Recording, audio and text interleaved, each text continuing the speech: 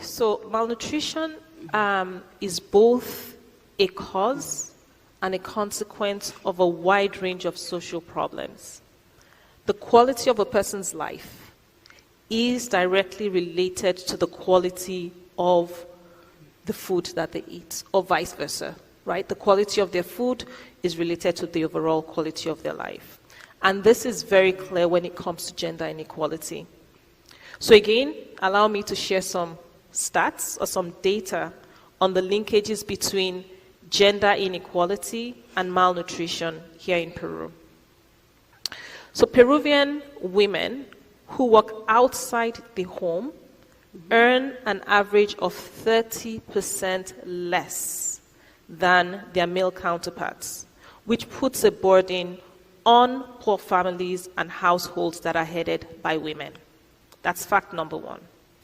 2, in Peru, 30% of women have no personal income, and so they have less input on how money is spent.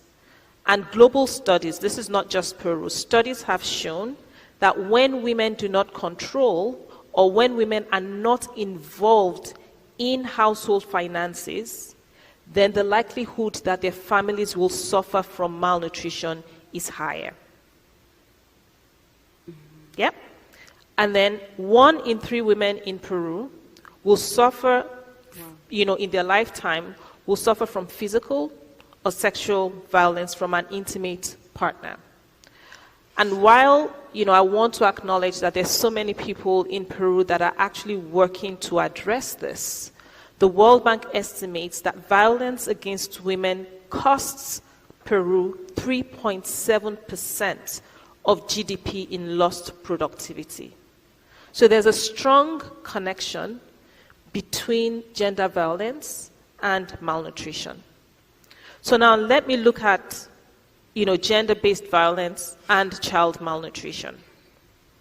Studies have shown that pregnant women who experience domestic violence are more likely to have low birth weight babies and malnourished children.